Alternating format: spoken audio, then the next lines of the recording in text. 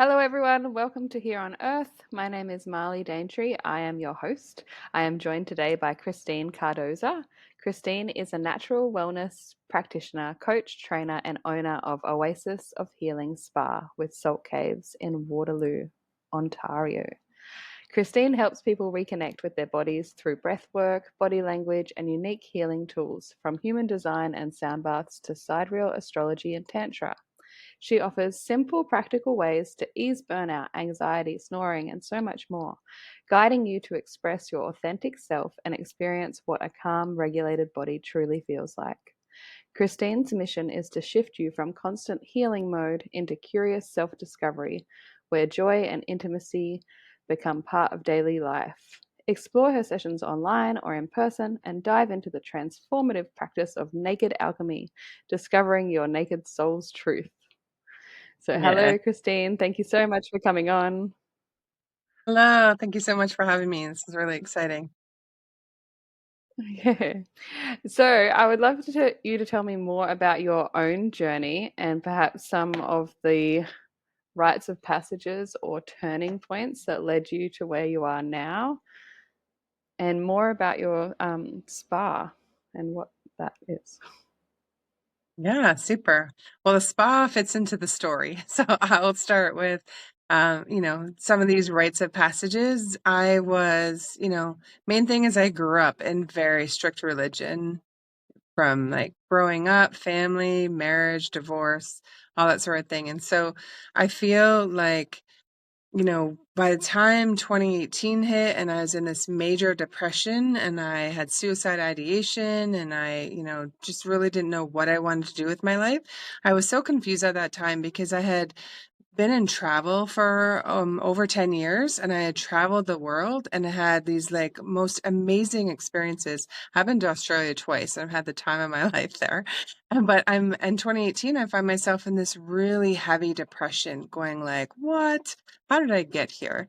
And so it was really like the start into figuring out who am I? What do I believe?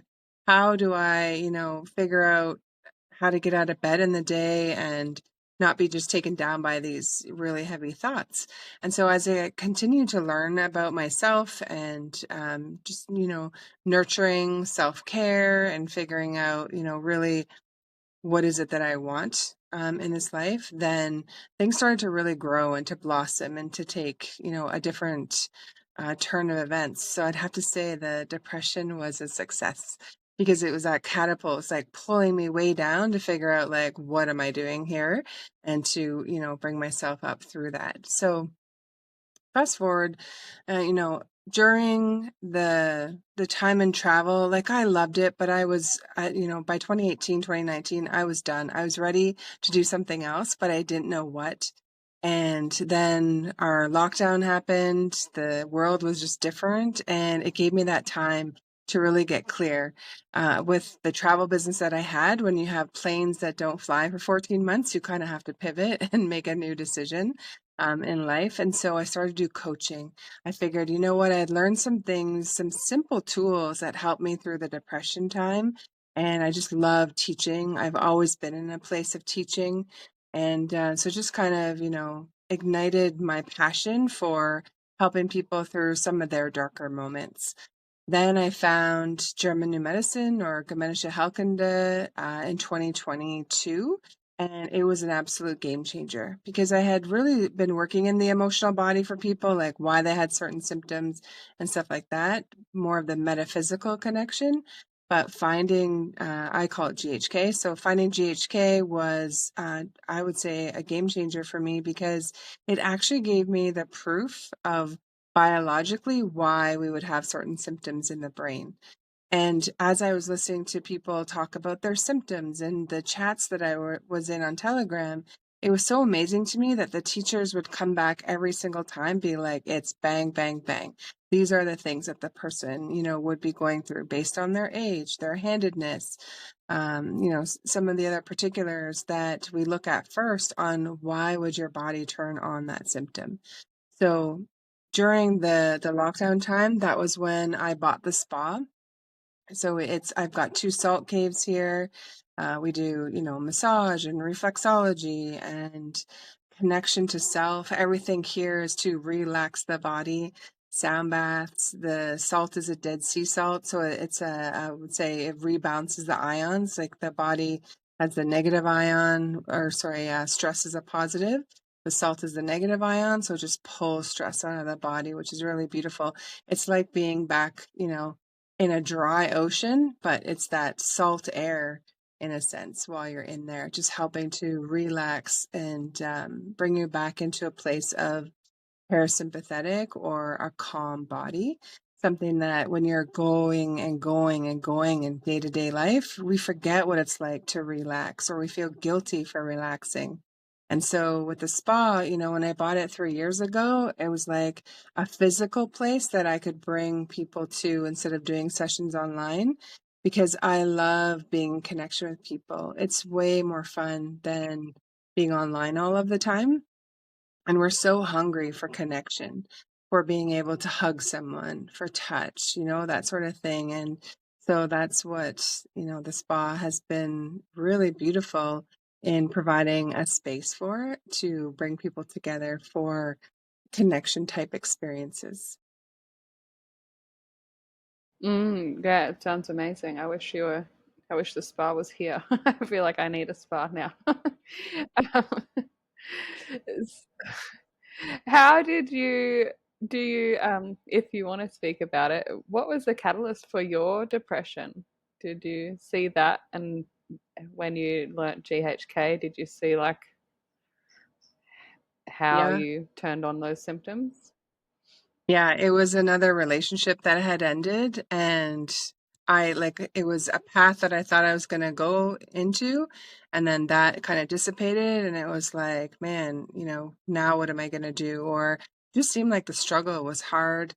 Um, yeah, I would say that was, the main part of the depression. I would be connected to a relationship, but I was also raising my niece at the time, and she was about 5, and it's really hard to raise children. So kudos to all of you who raise children, because I didn't have children in this lifetime. I helped raise a couple nieces, but it's very rewarding, but there's also a really dark side to parenting as well. The times when it's so hard, and I was just at that time with her where, we were past the honeymoon stage of me looking after her. And it was, having her full time all the time, and having my own life before and being able to do what I want. And I lived in Taiwan for 2 years. I lived in Costa Rica for 4. Like, I was able to do what I want when I want. And a lot of it was around partying. And then now I've got this little kid, and I cannot do the same kinds of things that I could do before. I can't travel as much, and I just felt kind of stuck. So there was a combination with that, but I'm so grateful for her, because she really grounded me in a sense of, I think I was using the travel and the partying and all of that to numb just old pains that I had Mm. never really processed. And so it was a really beautiful transformation where we learned from each other. And it was in those hard parenting moments where I was like, okay, I can do hard things. Like, we're going to do this together. And I want to give her the kind of experience where she can look back and be grateful for that time, instead of this, crazy aunt who was angry all the time, all this stuff. So she really helped, to bring me into that deeper part of myself. Mm. And yes, raising small children is difficult. I'm sure raising big children is difficult too, but I haven't gotten there yet. But yeah, I think that's one of the hardest things when my son was born. I remember feeling so frustrated that it was like when I was frustrated, I couldn't just book a plane ticket. It's like, no, Yeah, you have to stay. You have to right. figure it out. You can't just go somewhere. Because it's like yeah, it's like more stressful traveling with a child. There's all these things that go into it. You can't just like leave.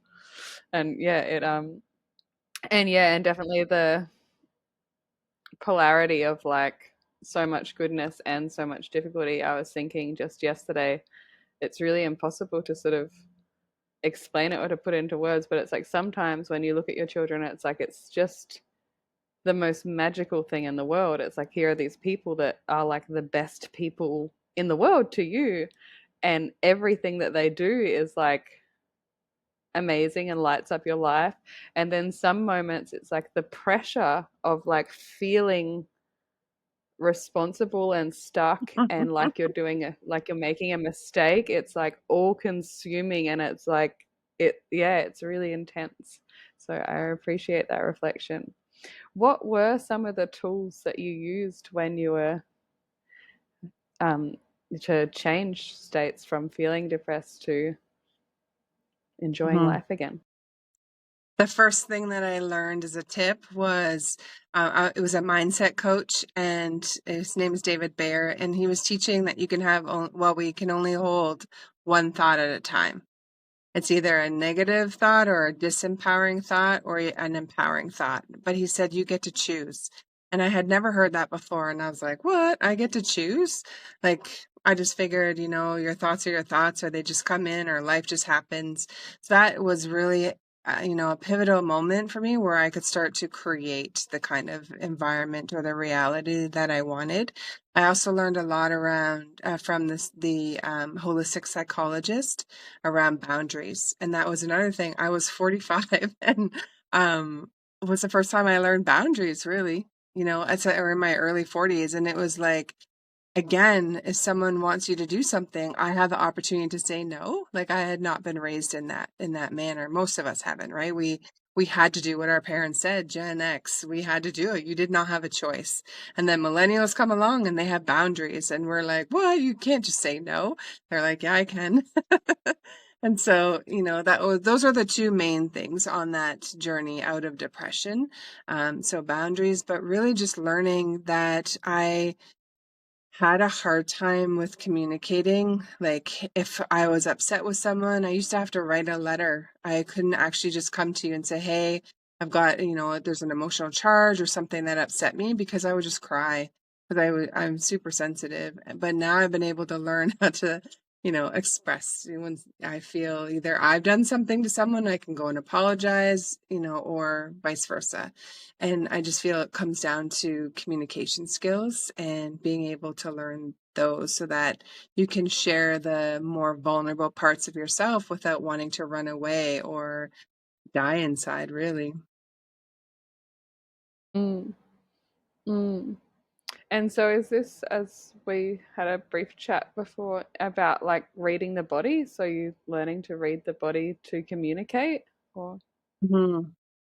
Yeah, body language. So that's one of I love going to festivals. It's summertime here in Canada right now. And so I usually teach a workshop, and it's been the last year or so, I've been teaching people how to read their own body language, or reading the symptoms. And, you can just write down all of the symptoms that you have. I'll usually, if there's a group, I'll ask them for some examples that they have of what they want to learn, because then it's just more interactive, makes it more fun. But when you know how to read your own body language, like for, in GHK, we're learning how, what side is our nurturing side or our mother-child side, and then what side is partner and everyone else. That's like, one of the basics when you're learning this work, so that if you have a shoulder issue or your knee hurts or something like that, you can start to play detective on, what's going on in my world. What did I just resolve? Or am I in conflict over something? That the body is speaking. It's actually listening to what we're ruminating on, and helps us either to get out of a situation, or there's a protection mechanism. If you think of the animal kingdom, the body is amazing, and nature is never random, that even our symptoms are there to guide us and to, show us either what we're feeling or what the sensation is, or really it's what our core root belief is in our subconscious. So if I have a skin issue, skin is the easiest. That's a separation conflict. So in German new medicine. And so with the skin, then, if I've got, like, let's say I have acne, then that's a feeling of being attacked, soiled, or dirtied. So that's like one level, and then what side of the body it's on tells us a whole other story. So if I'm having it on, let's say, my left side, that would be, I'm right-handed, so it'd be my mother's side. Then I have to look at, is it, something that my mom had said before, or something that I've resolved around feeling attacked or dirtied or soiled. what's so fascinating in our family is that all generations have shingles.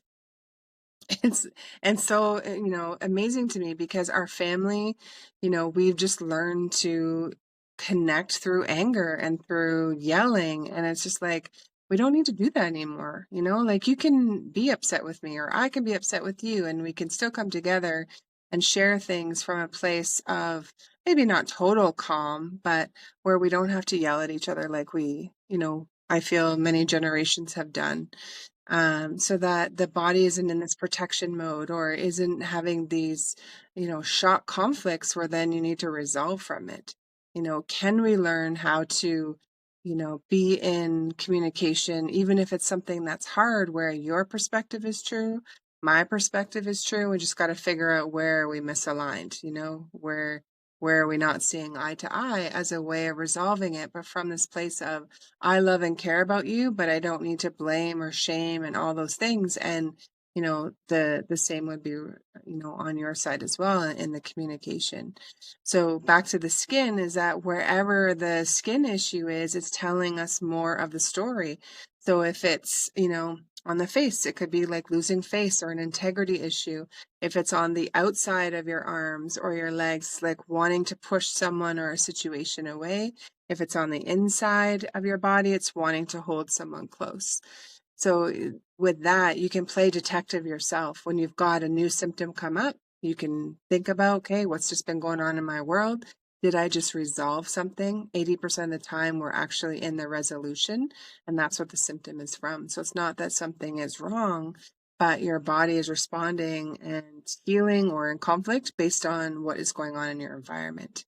So I feel, learning how to read body language is super important, especially around breath. And this is another tool that I learned later on, but I want to bring this up because this is like the number one tool is your breath.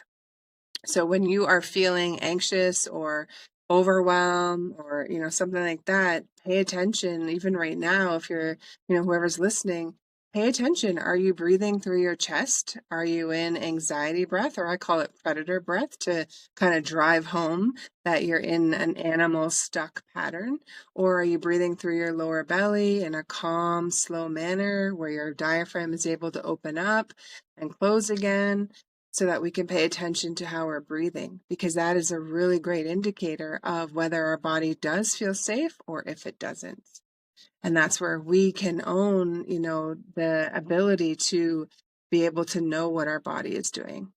So now, I can get myself into such a calm state, not all the time, but majority of the time now, where I actually can feel, it's like now it's like a rush when I know that my survival mechanism has started or I've gone into fight or flight, where I never felt that ever before. And so in that Mm. moment, or I'll feel like sweaty all of a sudden, or I'll go flush, if there's an embarrassment thing. And in that moment, I get to decide, okay, am I really in danger? My body is perceiving there's a danger. But if I'm, let's say, sitting in the salt cave and my heart is palpitating, I'm resting. So then I know I'm in a healing phase. I'm not in conflict. Right. But if I'm upset because, or like maybe worried, or maybe, there's kids in the parking lot that are being really loud or they're hitting cars, or then I'm going to go into fight or flight, and I'm supposed to, because there's that danger or that perceived, thing that's going on until you have more answers. But if you're sitting relaxed on the couch or you're laying down in bed and your body's going into fight or flight, that there's a perceived danger, then that's where you get to really connect into your body and say, okay, there is no danger, you know?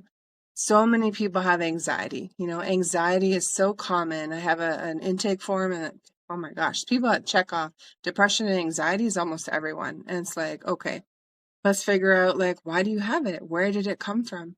I had a client today, and we were talking about anxiety and like, where do you feel it in the body? And for those who are listening, think about it. Like, do you feel it in your lungs? Do you feel it in your chest? Do you feel it in your tummy?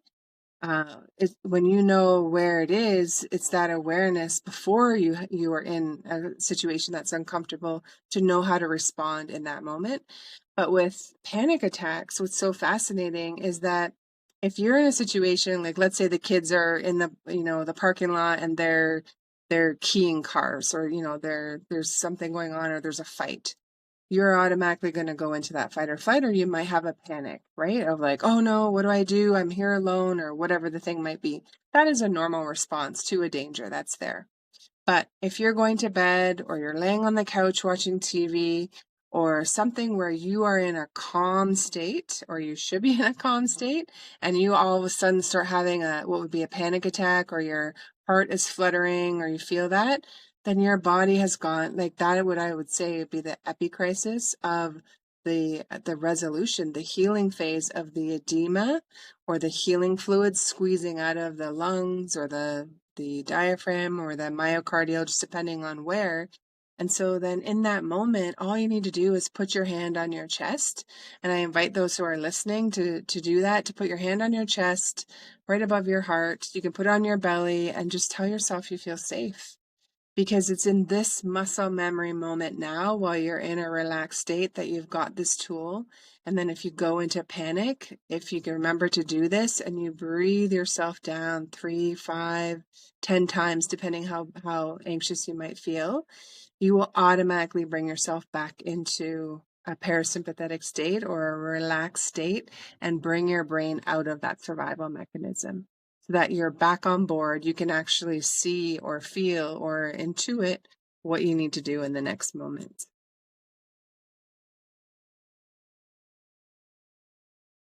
Hmm. I'm not sure if you're familiar with the reconnected, like the reconnected parenting. They, No.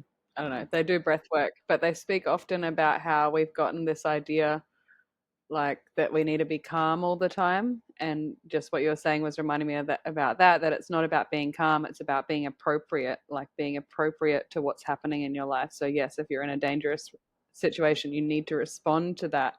But and I like what you said about that, if you are so yeah, so do you think that if you are in a safe environment and you start to, I don't know, yeah, feel your heart palpitating or something, do you think that that is the epicrisis, or do you think that that could be conflict active? Like, could you be making yourself conflict active in your mind? How do you tell the difference between that? Perfect. I mean, and this is why we can only heal ourselves, because we only know the perception of what we're feeling. I could be laying on the couch, but I'm so worried about, maybe, let's say, a client, or I've got a bill coming up, or something like that. Then yes, I'm going to be in conflict active based on what I'm thinking about. But if I'm, getting ready to go to bed, or I'm thinking about what am I going to do tomorrow? What am I going to wear tomorrow? Those kinds of things, that's not conflict active. Like, I'm out of that survival. Think of the animal kingdom, and I call fight or flight the tiger. So it's just like, right? Imagine like the tiger's after you, and you like, everything in your body is like, "Ree, ree, ree." When you're in that state, that, is for sure conflict active. But even if there are difficult things happening, you're not in extreme conflict active all of the time. It depends on what's going on. But this is where I feel you can ask your body. Another tool is to muscle test. So if you've got heart palpitations or any symptom, you can even ask yourself, is this healing, or am I in conflict? Right? Am I conflict active, or have I gone into a healing phase? And knowing what those healing phases are for those body parts, I think, is really important. Um, with muscle testing, I don't know, have you ever learned that before? Yeah, I've read the emotion code and body code. So, do you know those books? I do, Yeah. yeah. Yeah. So Yeah. I do it a bit. I find it fascinating and really useful, and sometimes I feel um like I've muscle tested, am I having twins, like hundreds of times this pregnancy, and I get different answers. So there's some things I feel like I um yeah, I don't know. Often things to do with pregnancy, I feel like I don't get accurate answers. But Sure. I feel like Yeah. there's a lot going into it. It's like if I want twins on that day, then I get a yes. And if I'm feeling like, nah, that'd be too hard, then I get a no. So I'm sort of Mm, influencing the, yeah. yeah. The mind can totally influence it. That's where, maybe asking a friend to Yeah. muscle test for you, using them as a Yeah. surrogate. But I feel like in some scenarios, it could be super helpful.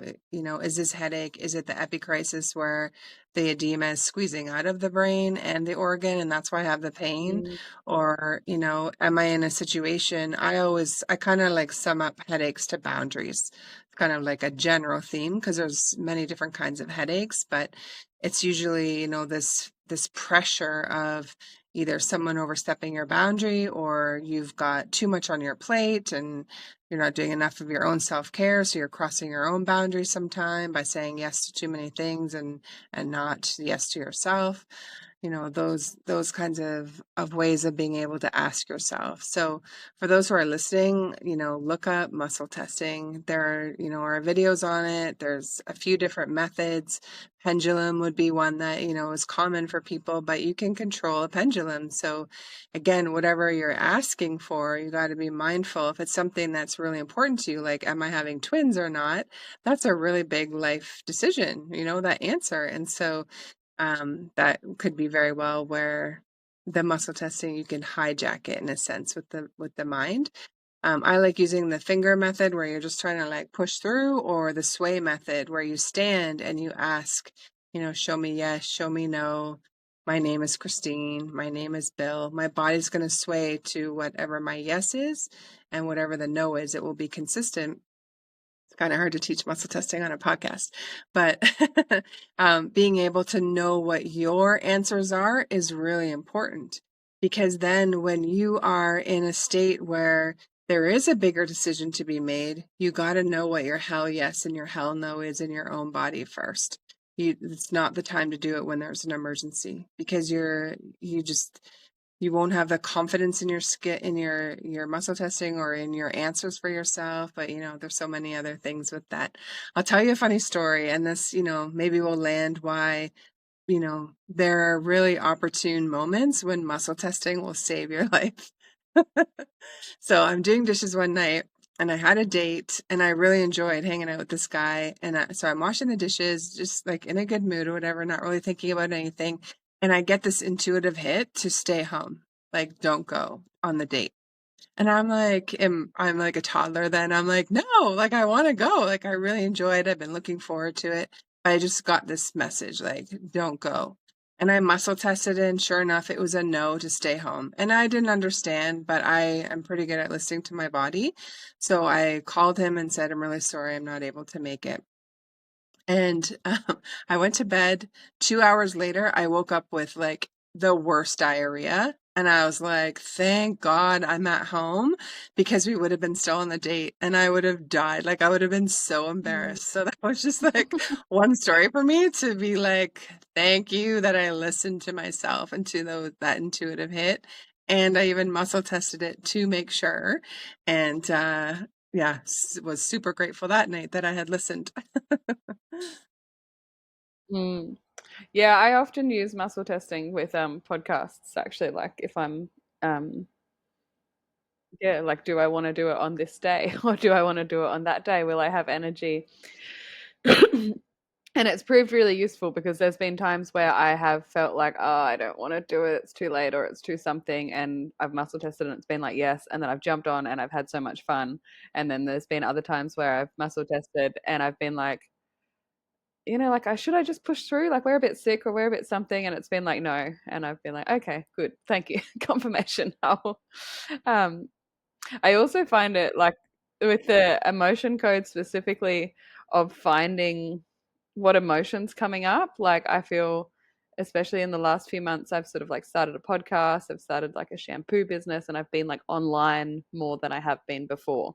And Mm. sometimes after I post something, I feel a little bit like sheepish, and then I'll do the emotion code and I'll find like what emotions coming up for me, and then I'll be able to sort of sit with that and think like, oh, is that true? Like do I, like do I need to act on this or is this a past emotion? So yeah, I find it really useful for yeah, I mean, I guess in an ideal scenario we all just know ourselves and trust ourselves, but I think lots of us have gone so far away from that that we need all these tools to sort of help us figure it out again. I think we're in overwhelm because there's just so much going on. Even like Mm. being online and listening to podcasts. There's so many that I want to listen to, and I'm so interested in the topic, but I do not have the capacity. If we could get paid just to sit and listen and research things, that would be amazing. But, the reality of it is we have to also work. So, yeah, I think that, the more we calm our body down and to know, what again I was saying our yes and our no is, we'll really, start to feel that inside. A story, again, just a little one around muscle testing. My mom was very ill this past year, and she did pass in January. But what was so phenomenal for me to watch her through her process of a lot of fight or flight or conflict active was she would still muscle test her, breakfast choices, or should she go to the hospital, or, take a shower in that moment, that sort of thing. I will never forget. She's, at the breakfast table, and my sister's asking her, do you want one piece of toast or two? And she's in overwhelm because she doesn't feel good and all that. And she's still muscle testing to see if she should take one piece of toast or two. And I thought it was so cute that even in, that moment, she was still taking that time to check in with her body and what was her yes or no instead of just giving an answer. So yeah, it's such an incredible skill that can help you, in so many different areas of your life. Mm. When I first found those books, I was really intrigued with like like when things come up and then you can sort of ask like what generation did this come from? And Oh, you can sort of good. go through yes, no answers and it'll tell you, like was it on my mother's side, my father's side, how many generations back?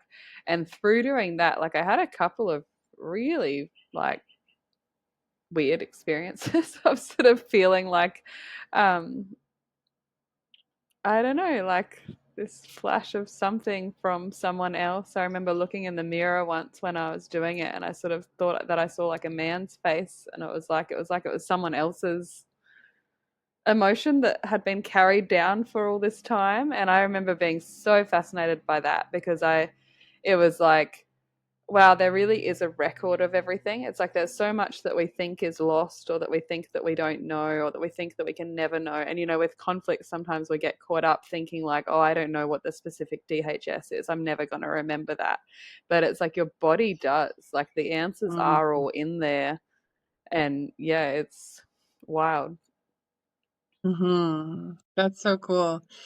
Yeah, that brings me back to like our energetic field. Like even, your little ones are reading you and, based on what they're going through and feeling, but and how you are. And that could totally be from what was learned generations before.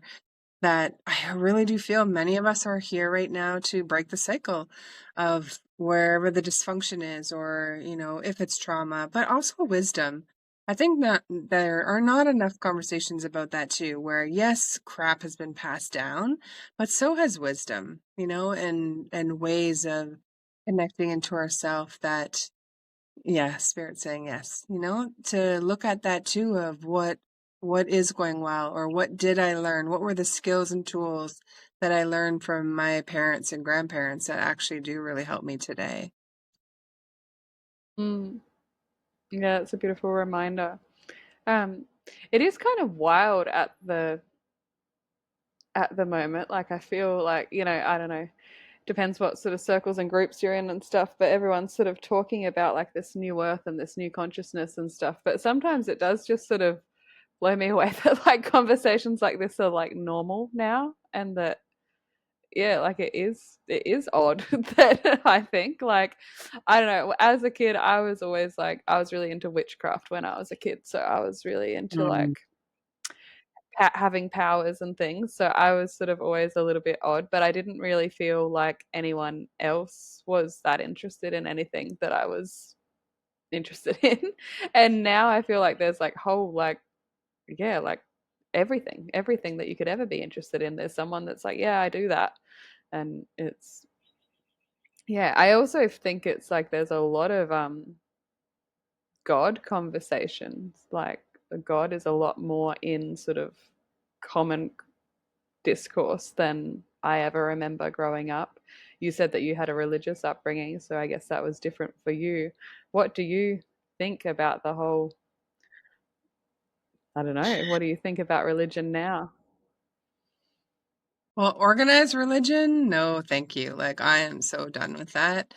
And it's interesting, like, I've got some friends who have been energy healers and gone down, the whole esoteric road. And then all of a sudden they're like, I believe in Jesus now. And I go to church and I'm like, wow, okay.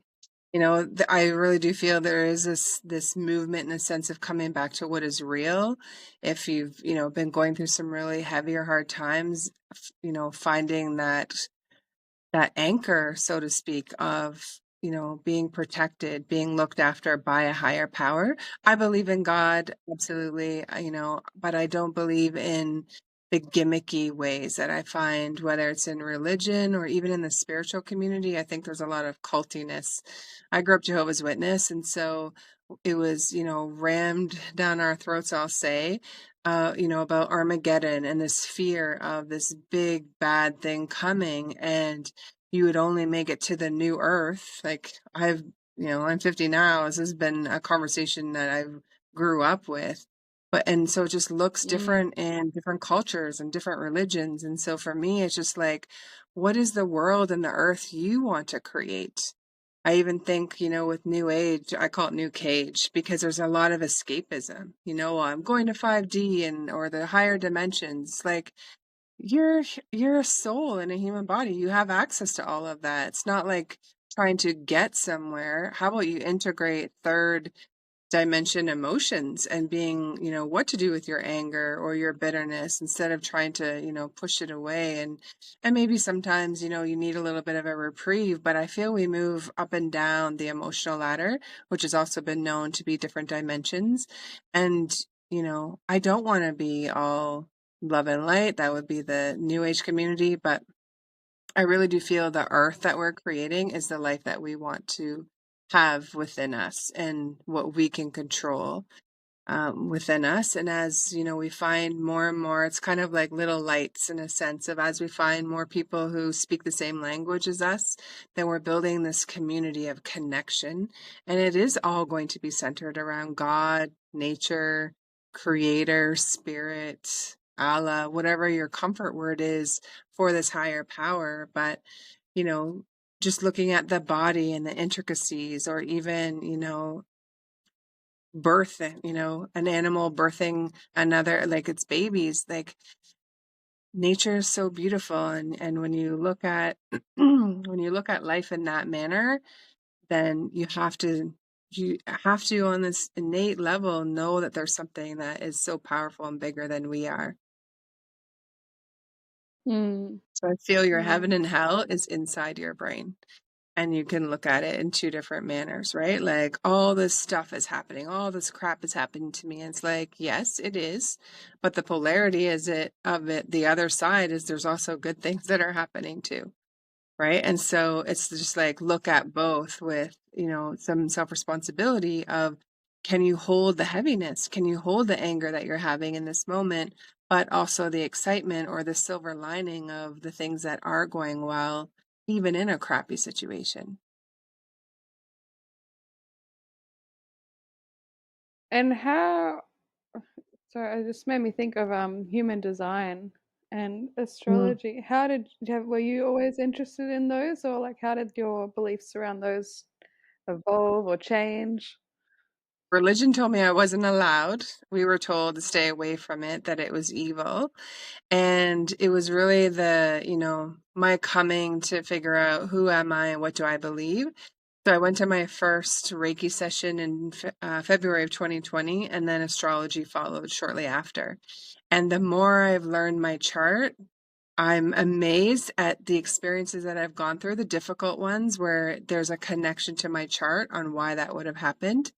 In my first birth chart reading, I was scared. Like, it was, a beautiful lady who had been in one of my coaching programs, and she offered to do my chart for me. I had my mom come in and listen so that she could listen to the information as well. I didn't trust my brain to try and remember everything in that moment. But the lady said to me, she said, there's something about religion in your chart, you and your mom, like something about religion when you were 9 years old. And I was like, shut up. That is not in my chart. Because that was one of the hardest parts of my childhood, was when my grandma had told my mom that my sister and I needed to go back into the Jehovah's Witness religion. We were out for a time and we had to go door to door peddling their religion. You know, we all of a sudden couldn't stand in the classroom for O Canada. We had to stand in the hall. So we were weird overnight, not having birthdays and Christmas and Halloween and all of that. And going door to door was the worst because it wasn't something I grew up with like wholeheartedly in our home, my extended family, yes.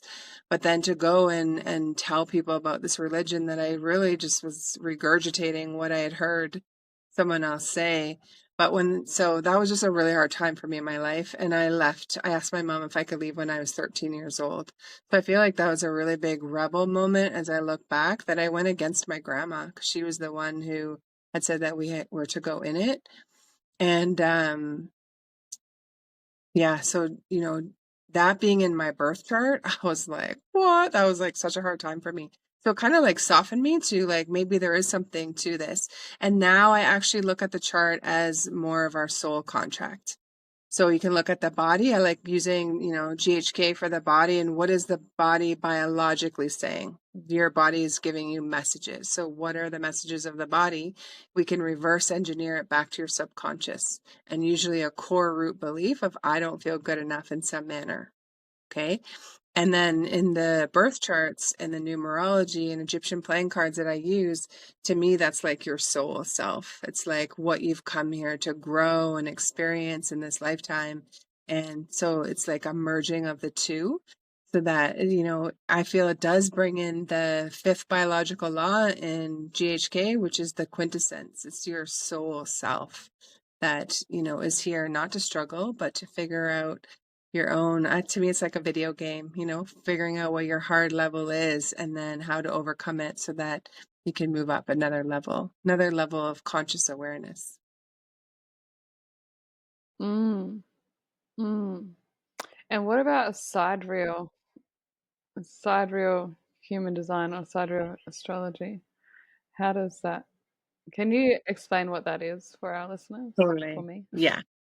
So, Sidereal uses the constellations. True Okay. Sky uses the actual size and the degrees of the constellations. So Western, tropical, Vedic, sidereal. So all those systems, they use 30 degrees. That all of the zodiac are 30 degrees. Well, Virgo is a 48-day transit, or 48 degrees. Pisces is 40 or 42 days. As soon as I heard Virgo is 48 days, I'm like, oh, then that throws off the 30 days. That doesn't match. So for me, that was like the one thing I just needed to hear, that tropical or Western didn't make sense to me. Plus, I wanted to go with the natural sky. And that's really what true sky sidereal is, like where the planets actually are. So we're in August of 2025. We just had a full moon in tropical Aquarius. Okay. And if you know a little bit about like it's just astrology in general, it's all about the future, new technologies, you know, like creating things for humanity, because the Aquarius is all about the collective. But Capricorn is what was happening in the true sky. If you get this app called Stellarium, you can actually look to see where are all of the planets. The sun right now, we're in Leo, and it's the same for both systems right now. But where the changes are is a couple of things. So first of all, the stars shift 1 degree every 72 years. And so that's why I go with what the natural sky is. When you look in a telescope, the last full moon was in Capricorn. That's a very different energy than Aquarius. That is all about ambition. It's all about the self. It's the mountain goat that's on the top of a peak all by themselves. It's, you figuring out from business and like, what do you want to create?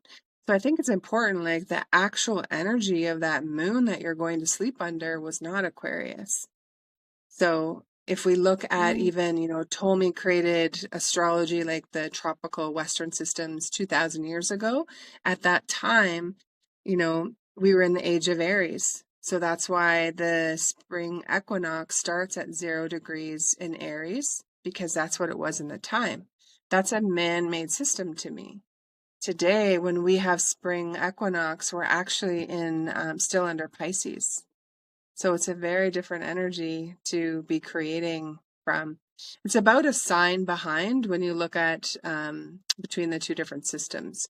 So anyone who's Libra, you're actually a true sky Virgo. And Virgo's really beautiful. It's all about transformation and routines and health and the body. You know, there's a lot we can gain from a Virgo kind of energy. But with human design, regular human design uses tropical. So does quantum human design. And that was a system I learned first, and it was really beautiful. And I learned, quantum human design. Oh no, I learned human design first in 2019, and I had goosebumps the whole weekend. I was like, I don't know what this means, but now I know those are my truth bumps. So, God was really just guiding me. This is a system that you can learn really, or remember who you are, remember your power. And with cosmic human design or true sky sidereal human design, that takes where the stars actually were when you were born. And to me, that's more of the energy. So knowing that my moon is really in Pisces, not Aries, when I was born, that makes a huge difference as well. Pisces is very watery, emotional. It's, thinking about the future. It's non-structure. It's all about the soul, where Aries is very different. It's this fire energy and go, go, go and drive and that sort of thing. And I didn't resonate with that anyways. So that's why I follow and use True Sky Sidereal. To me, it's your soul. It's your soul contract. You can use tropical or Western or the other systems for your physical or for shadows. There, is an aspect to that too. But that's why I like to use the actual natural sky, the naked sky. Mm, mm. Yeah. I must admit, when I heard about Sidereal, I just sort of felt like, oh, like I don't know. I Another felt like I'd system. resonated so much with this, and now there's this other thing. Was all of that not Yeah. true now? Or Not that it's not true. What I would say, like what I did with my charts, is I looked at both of them and I mm, pulled the pieces out that resonated. Because we're the whole chart. You're the whole sky. Like there's nothing that we're missing mm, in that sense. But human design is really great for showing you what the strengths are, but also what the shadow is. It's good for showing you what the biology is, so you can actually, to me, like your soul sun is the one on the right. When you're looking at your human design chart, whichever one it was, or whichever one it is. And if you take that sun, that's your soul sun. That's like the main thing. Think of like, what you've come here for, or where you've come to shine to help others. And there's a body part that's connected to all of the 64 gates. And then you can take GHK and apply what that is. So for me, mine is the pancreas and the kidneys. So for me, where I feel where I'm here to shine is I can help people who have had resistance conflict. This is the pancreas. So resistance conflict, territorial anger, or fear, disgust. To me, that is religious trauma. That's having to do things you didn't want to do, abusive home, sexual abuse, like that kind of stuff. That's where I feel I can help people to take the past and let's transform it. Let's transmute it, that you learn some tools or some skills during those hard times that we can focus on that to help you to move forward and to, not bypass, but to process through the hard things so that the heavy weight is off. Like, I really do feel we're out of let's do all this heavy healing more into self-discovery.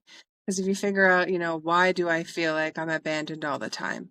For sure, there's going to be something in your chart around the 7th house of one-on-one relationships, partnerships, marriage, contracts, etc. It's, a really good spot for that when someone has that kind of shadow or that feeling.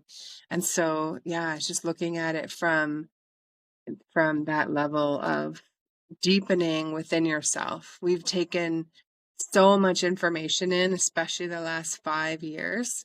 Everyone was getting their YouTubeversity degrees. And so now it's like going inward. I've learned all this information, or I've gathered all this stuff, but now what do I like? What is really important to me? Or, what is my truth inside versus what someone else is telling me? Yeah, it's a conversation I've had with so many people around like I'm like sick of healing and sick of like figure Oh, shadow yeah. work and figuring things out. I just want to go back to being fun. And it's yeah. Yeah. And I Mm. like anyone who's listening, I highly recommend if you're already in business or a coach or, something along that line, create an offering. You can have your healing offering. That's okay because there's still people, in that process. But there's so many of us that are way past that process, or not even way past it, but we want fun. We want to be able to do things. So it's like having an offering where maybe helping the heaviness, but also helping people who want connection, want ways of like having these experiences where their oxytocin and the feel good hormones are raised to help lower the cortisol. I'll give you an example. Like I'm creating a party. It's called Rhythm and Heat, and it's a Tantra themed party because I was a 30-year hardcore partier. Like I drank, and went to parties, went to bars, all that stuff. Like I partied up and down the coast of Australia twice. And so coming, to the stage that I'm in now, like I would not want to go to a bar now, right? And I'm not drinking anymore like I used to. And so this rhythm and heat party is being able to connect to your own rhythm. So there's some breath in that. I teach bachata so that you can feel what it's like to lead, but also to follow. It's like feeling, another person's energy field, and then heat, to feel the heat of another person, whether it's, a little bit of light massage or hugging. Hugging is so great for increasing the oxytocin of both parties, and it's just holding someone for 20, 30 seconds or longer. When you can hold someone and then your body sighs into them, there you go. You just raised your feel good hormones and the stress hormones have lessened, but you are building this connection with one another, hugging on the right side so that your hearts are touching. That's also really important. And it's just, ways of bringing people together where we can go home feeling high naturally. You don't even need substance because you'll just be in this space of, feeling so good and connected with someone else. And then, it's kind of like your little pickup for the next days or whatever. That's a lot of what church is when people go on Sundays, right? There's community, there's structure, so they know what's going to happen. The songs usually, if I was in a real state, I would cry just from joy, complete joy that God loves me so much, in those moments. And so I feel for those, this is just a way of like building these kind of community events where you are helping people to get high naturally, basically, and going home feeling so good that they have tribe, they have community, they've had some kind of touch or connection. And yeah, I think this is, where we're ready to move into that stage. And then we're into that self discovery of like, I like going there because I feel so freaking good when I come home. Mm, I love that.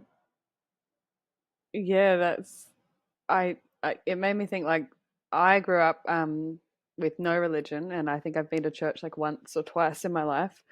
And and yeah, and I partied heaps. I was like, drank and took all kinds of drugs and everything like that. And then about a year before I got pregnant with my son, I stopped drinking and sort of stopped partying. And then like I just didn't really know what to do. I feel like I'm still figuring out like what is fun? Like what do I like? Because Right? because for so long it was like I'd use substances to sort of get me into a state where I could have a lot of fun.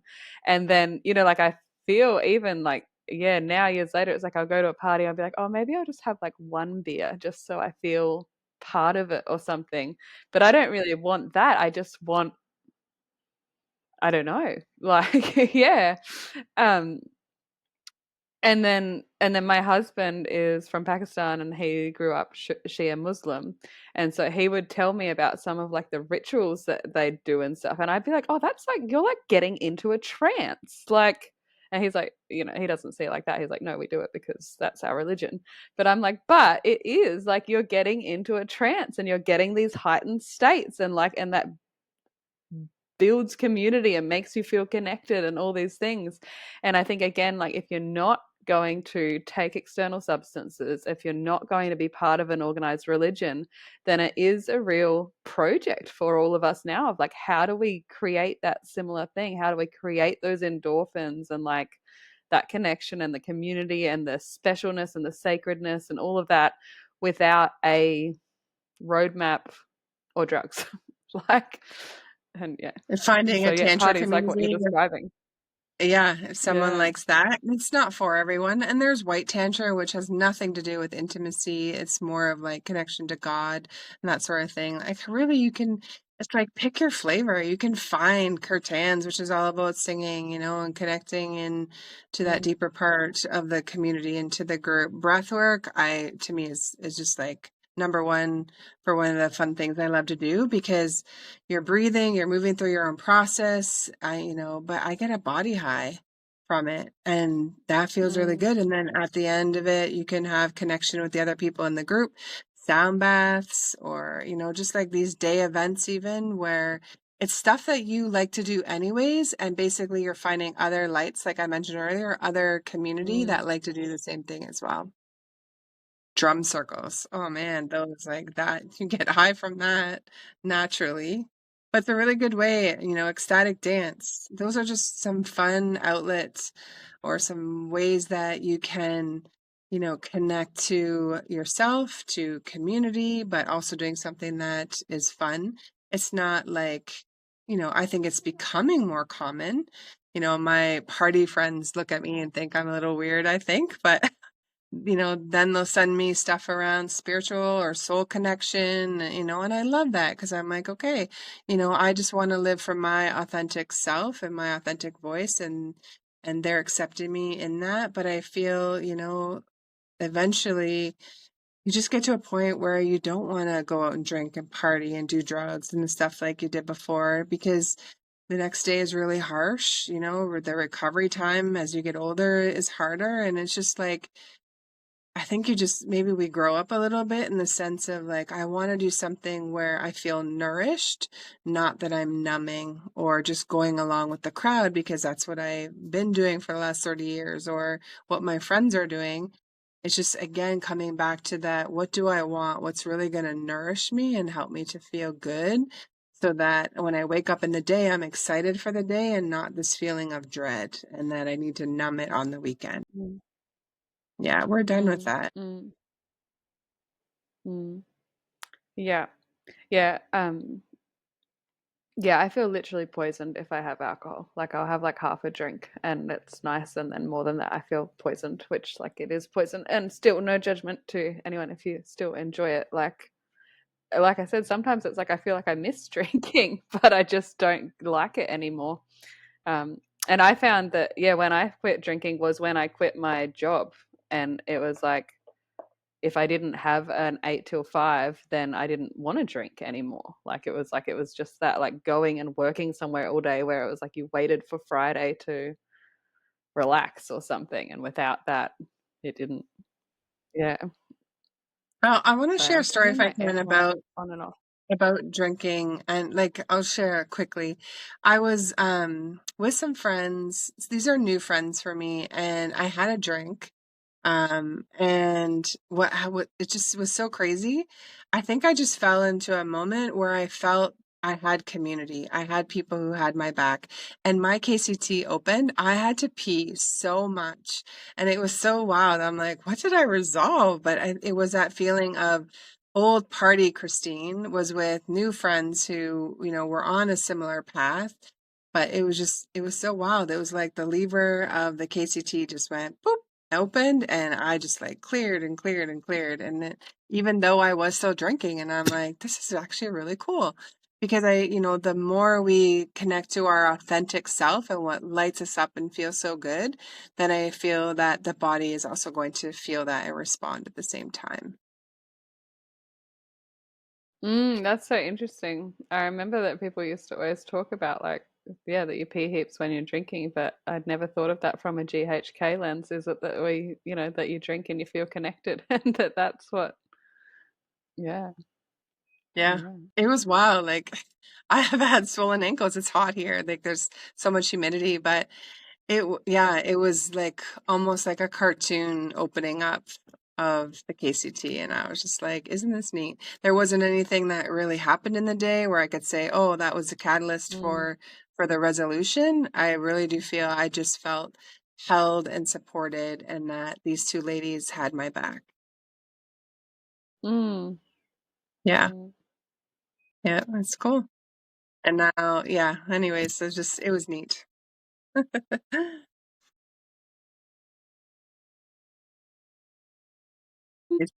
I feel like I'm complete. I think, just really the overall message is that keep learning what your body's doing, stay curious, keep it fun and light. And, the pain, the symptom, whatever it is, it's your medicine. It's going to bring you back home to yourself. And then I would say that was a success too. Thank you. It's a beautiful message to leave everyone with. And how can people work with you, or Thank you. So where can we find Oasis you? of Healing Spa.com is the website. Instagram is the same, Oasis of Healing Spa. And then I'm on Instagram. And for those who want more of the deeper intimacy work, send me a message through my website and I can share. I do have a program called Naked Alchemy, and it's your soul truth. Like it's the truth of who you are. It's learning what are your patterns, what's your crap. When you're caught in a fight or flight moment, what are your coping tools that are probably still from childhood? And let's up level some of those because the emotional component is so important before you go into the deeper sacred sexuality and conscious kink stuff, because you've got to have some tools in those, in that deeper area where you will be high naturally again. But I feel there's some emotional work that all of us need because we've never learned it anywhere, and being able to have hard conversations or really being able to ask for what you want in or out of the bedroom.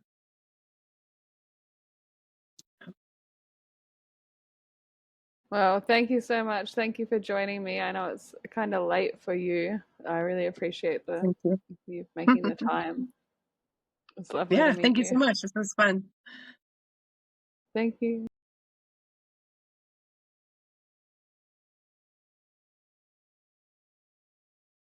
Thanks for listening to Here on Earth. I hope today's conversation gave you something to think about. If you enjoyed this episode, please share it with a friend and leave a review. You can find me on Instagram at hereonearth_podcast. Until next week, I hope you enjoy your time here on Earth.